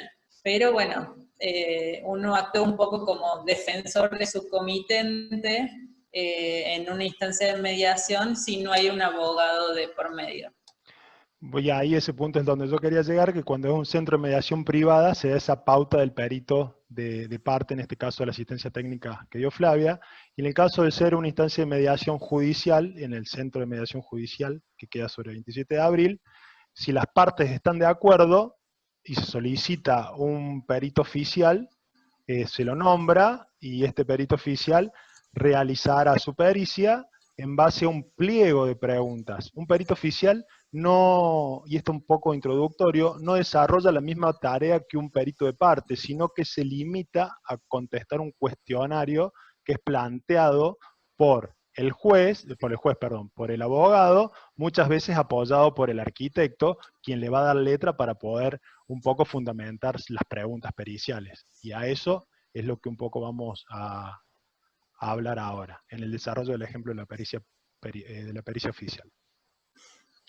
Esto vendría a ser lo que es la carátula, generalmente se presenta, una pericia técnica oficial, evacúa requerimientos según punto de pericia. ¿Por qué se evacúan requerimientos? Porque la pericia oficial responde específicamente preguntas periciales. Como lo dije recién, las preguntas periciales van a venir de las partes. Entonces, como perito oficial, yo no tengo que hacer una elaboración de estudio de todo lo que acontece en la vivienda en base a la justificación, sino que me tengo que limitar a lo que me están preguntando. Así las preguntas sean dispares, le tengo que dar algún tipo de respuestas. Y a la vez de que sea una pregunta dispar y dar algún tipo de respuesta, la respuesta tiene que estar basada y fundada en algún elemento técnico-científico.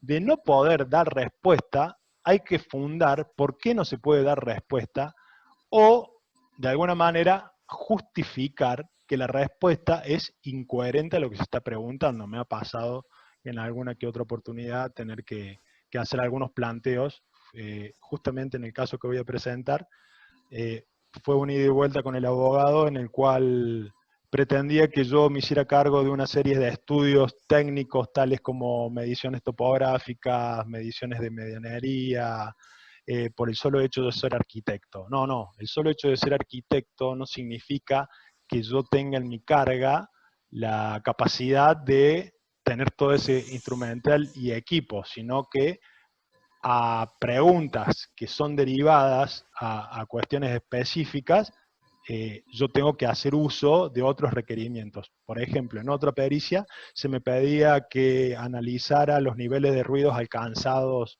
entre la oficina del comisario y la cárcel donde estaban los presos, digamos. Entonces, bueno, yo como arquitecto, si bien puedo fundamentar algunas cuestiones acústicas, para hacer esa medición sonora me hacía falta el instrumental necesario y sobre todo un especialista que hiciera la medición.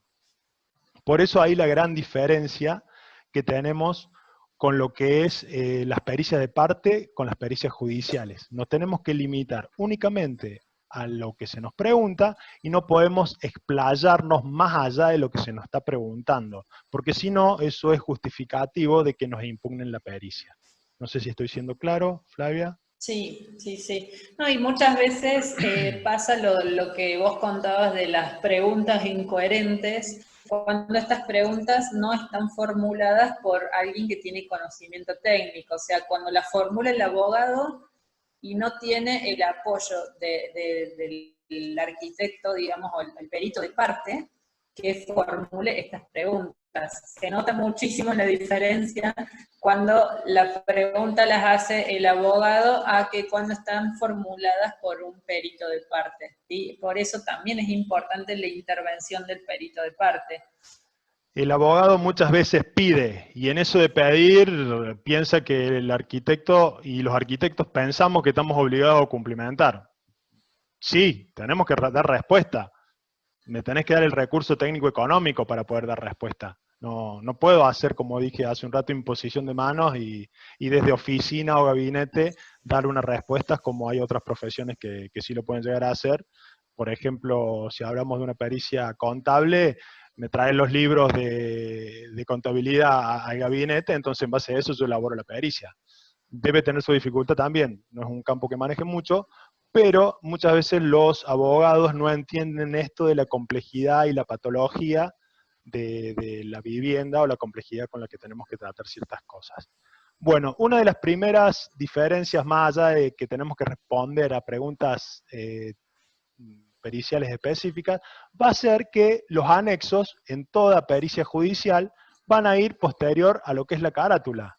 Lo primero que me voy a encontrar va a ser los anexos. En este caso, un anexo de registro fotográfico, donde hago una ubicación de dónde es el sector que estamos por intervenir, un acercamiento, en este punto amarillo es la vivienda a peritar, bueno, fachada y momentos descriptivos de cómo es la situación,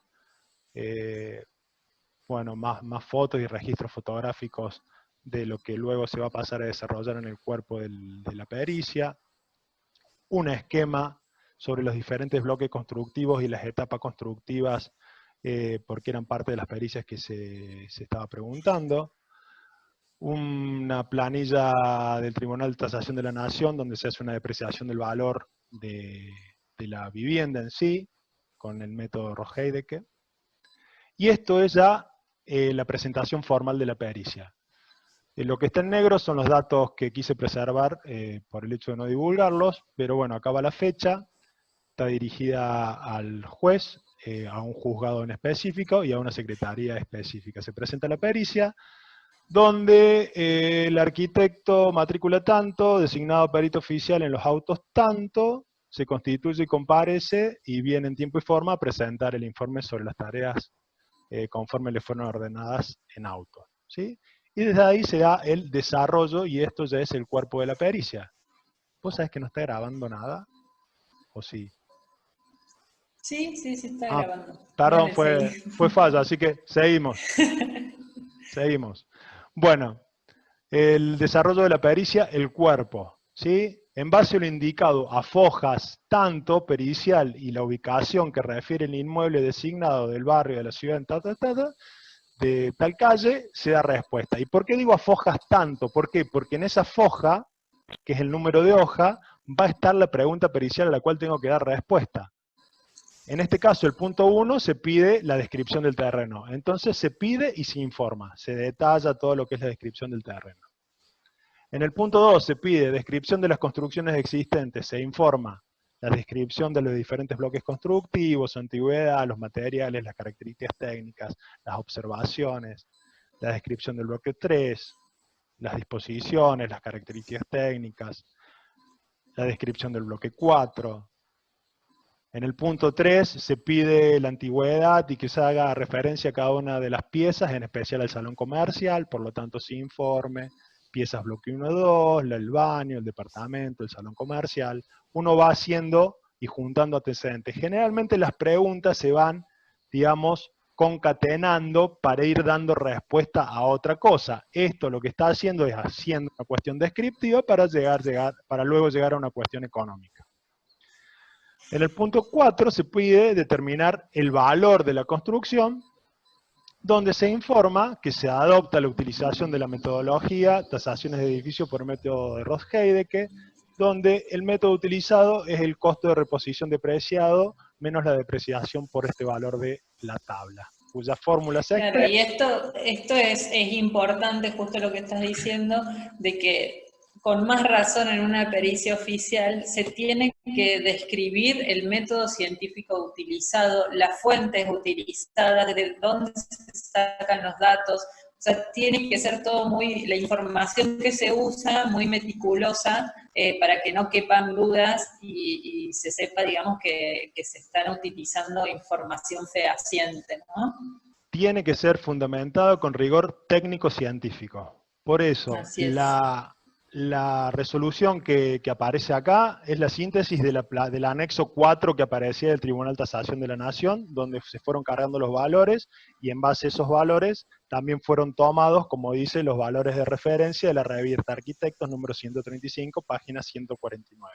Entonces se va dejando antecedentes de dónde vinieron todos esos datos y esos valores.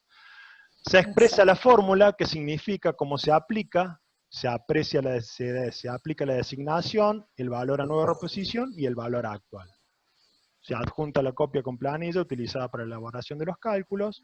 Y bueno, y generalmente una formalidad es que téngase por evacuado el punto 4 del requerimiento pericial para darle lugar al siguiente. Luego, como esto tuvo por una de las partes un pliego de preguntas periciales, la otra parte también amplió la pericia con otro pliego de preguntas periciales, la cual también se tuvo que dar respuesta. Y lo que dice, con base a lo indicado a foja 235, de la prueba de la demanda en estos casos, amplía puntos de pericia en ocasión del sorteo. Y donde en el punto 1 se pide expedirse sobre la calidad de los materiales de construcción, donde se informan las calidades de construcción, las diferentes observaciones. En el punto 2 se dice que deberá además aclarar si se han realizado mejoras o no, se informa. En el punto 3, estimar los valores, y bueno, y para que se expresen si las construcciones le ha causado algún perjuicio a la falta de habilitación municipal aprobada en los planos. Ahí si quieren luego lo leen más detalladamente en el documento. Claro, siempre son, digamos, cada parte va a formular sus preguntas de una forma tendenciosa hacia donde quiera llegar, digamos, qué es lo que se quiere mostrar por ahí para llegar a un puerto beneficioso para esa parte, ¿no? Exactamente, y como peritos oficiales lo que tenemos que hacer es cumplimentar el requerimiento pericial y no informar aquello que no se nos pide, ni siquiera Así la es. conclusión. Bueno, entonces seguimos con la conclusión final, que la conclusión final va a ser un desarrollo de todos los puntos periciales y un poco el resumen y ya cuantificando valores. Si ustedes hacen una correlación entre lo que es esta conclusión y la pericia, se van a dar cuenta que algunos valores y cosas son distintas porque es otra conclusión, no es la de la pericia. Pero bueno, vale Tramposo. para decir que era la conclusión.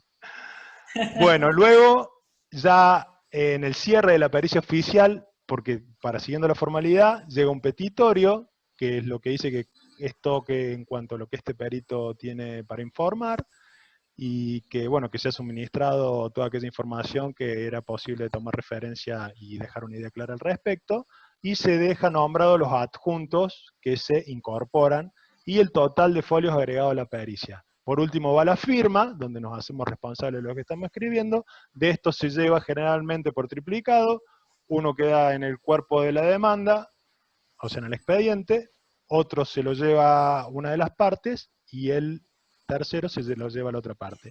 Y uno se queda con una copia firmada como documento de haber presentado la pericia por si se llegara a perder eventualmente y nos, de alguna manera, hagan parecer que nosotros no hemos presentado nuestro trabajo en tiempo y forma. Bueno, si todavía no lo es aburrido, todavía lo suficiente hasta acá y la voz me da, vamos a seguir unos minutos más.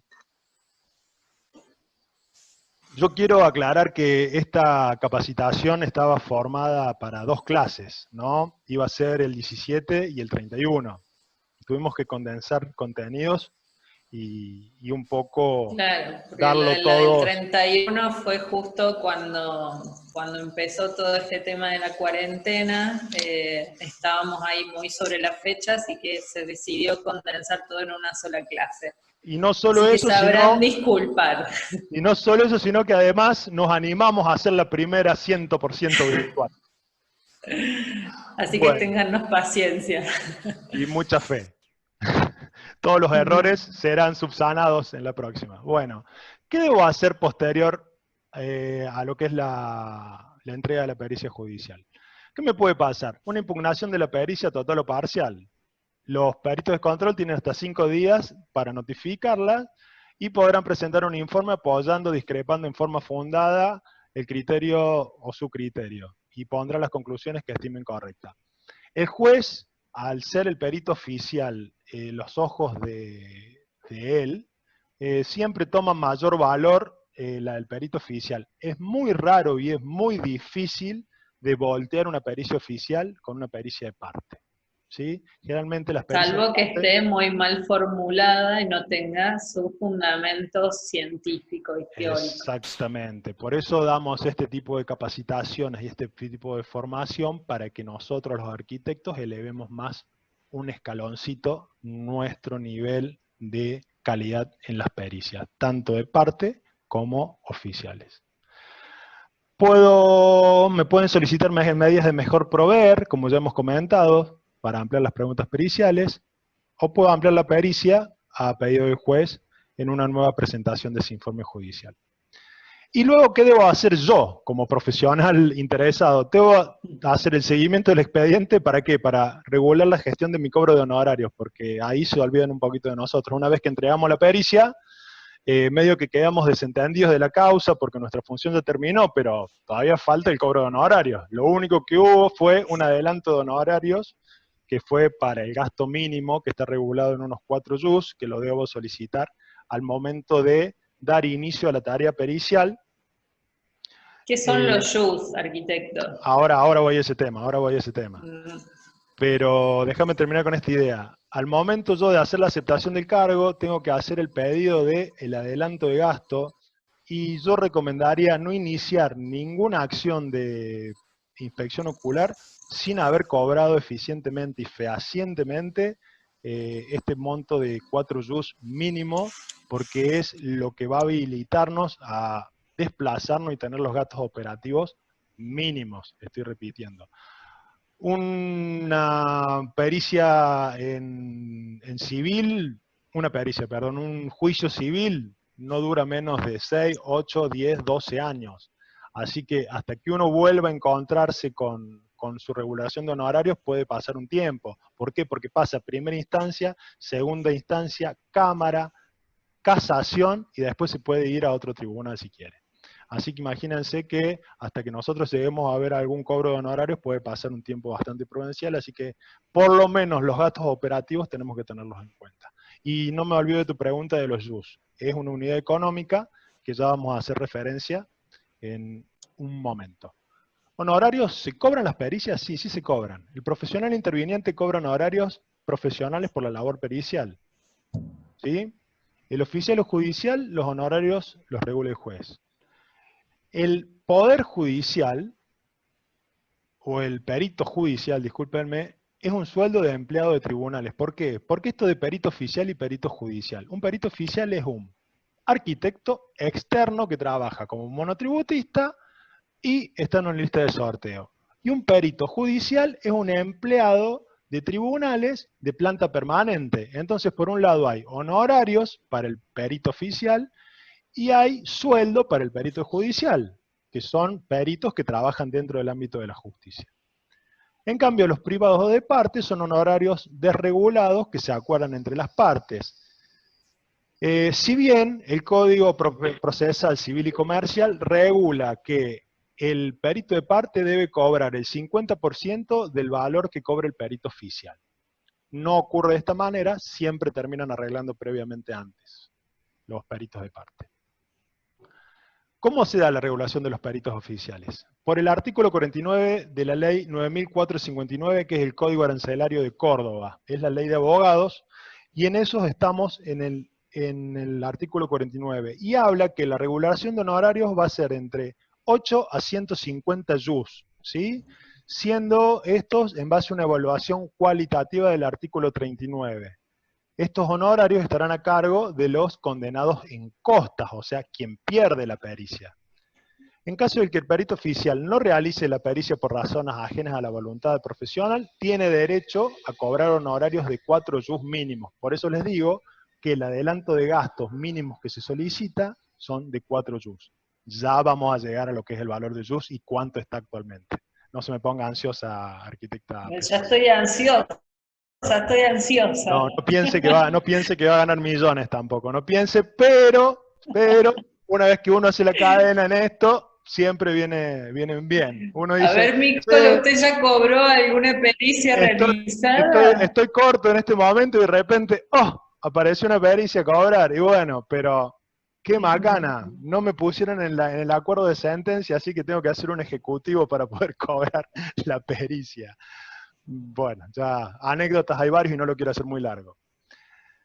Bueno, a los peritos de control o de parte se les remunera ¿cómo es? Se les remunerará el 50% de lo regulado. No me haga equivocar, por favor, persona.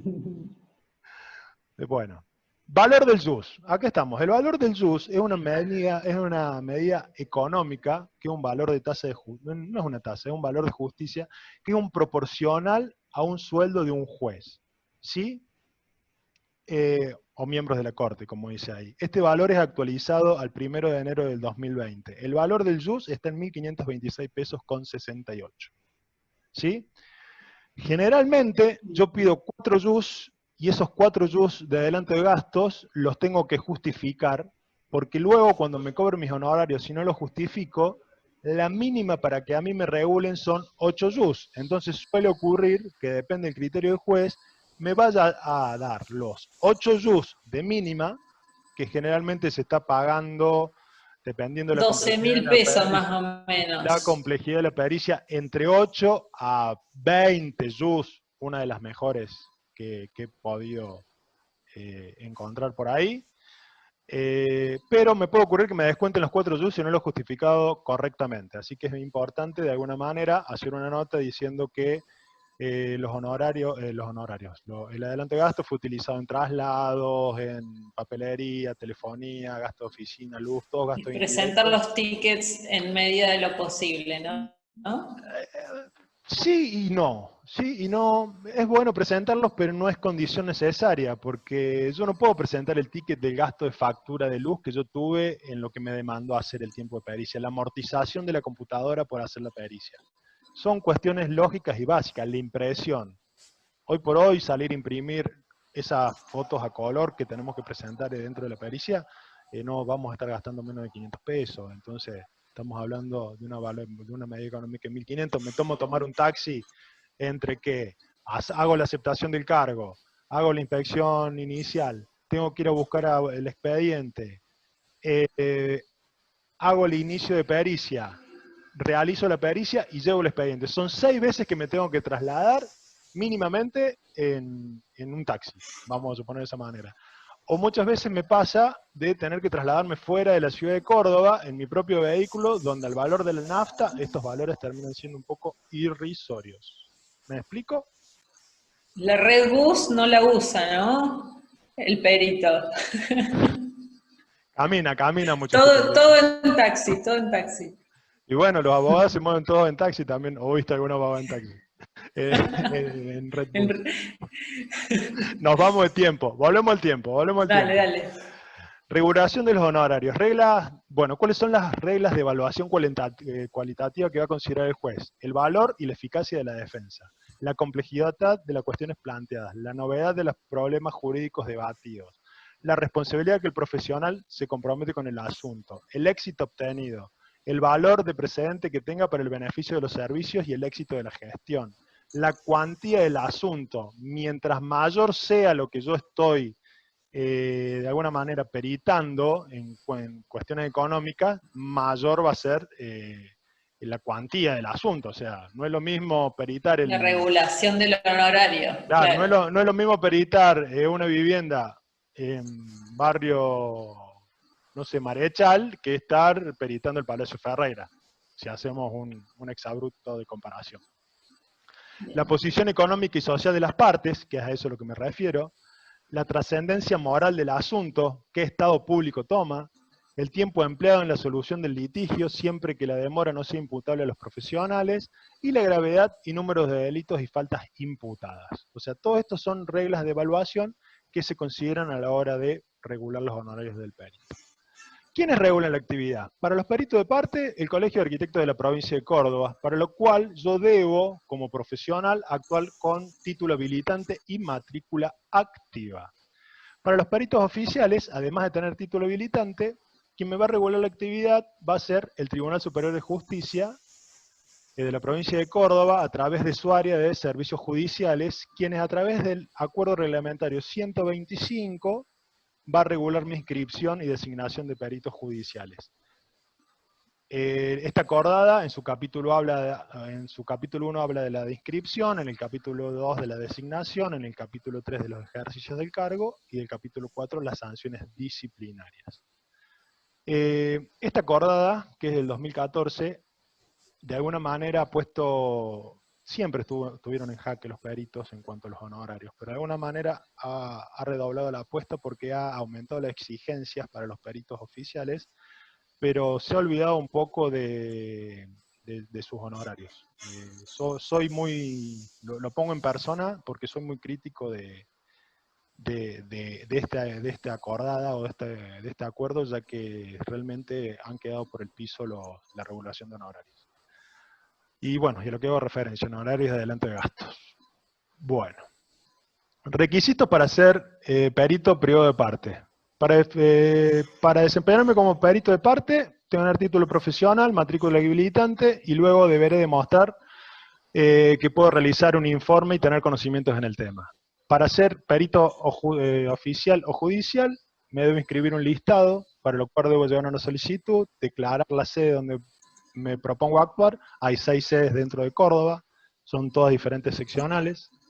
Tengo que tener el certificado de buena conducta, fotocopia del DNI, declarar mi profesión, los profesionales llevar el título profesional y la especialidad, un certificado del colegio profesional más matrícula habilitante, declarar una declaración jurada de cargos en el ámbito público y pagar una tasa de justicia y los comprobantes de inscripción AFIP. Bueno, este ha sido el fin de la segunda parte, así que en este momento es la oportunidad de que ustedes desde su lado de la pantalla anoten sus consultas, las cuales vamos a realizar luego de finalizar la presentación, que estimo que va a ser vía el chat, y nosotros vamos a poder el día martes que el día martes es el día que le están transmitiendo esto, lo que pasa es que nosotros estamos grabando en diferido. Vamos a estar asistiéndolos a estas preguntas. Pero antes de concluir y finalizar, no sé si lo querés decir esto vos o lo digo yo, pasamos a la última instancia, que es la tarea que le vamos a dejar en este momento. Sí, sí.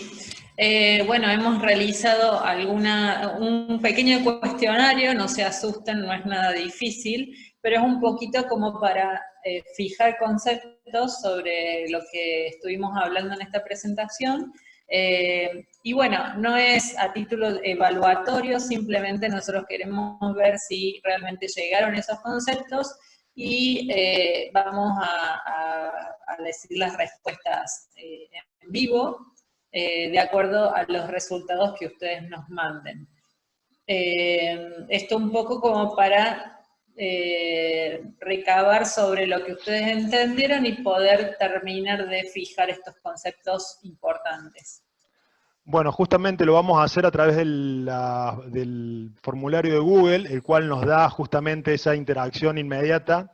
Entonces ustedes ya deben tener subido junto a la documentación y esta presentación que le hemos dado el link, pero asimismo, si no llegan a tener ese formulario, pueden escanear este código QR que los va a llevar directamente al formulario a contestar.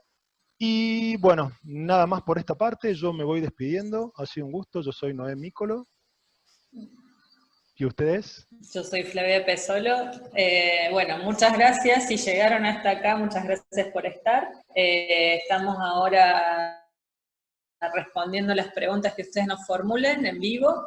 Y por favor, contesten el cuestionario que más que para nosotros es para ustedes, para poder cerrar con el tema. Y bueno, al final, la hora de la presentación están nuestros mails también por si quieren hacernos alguna consulta en algún otro momento, fuera de lo que es esta clase.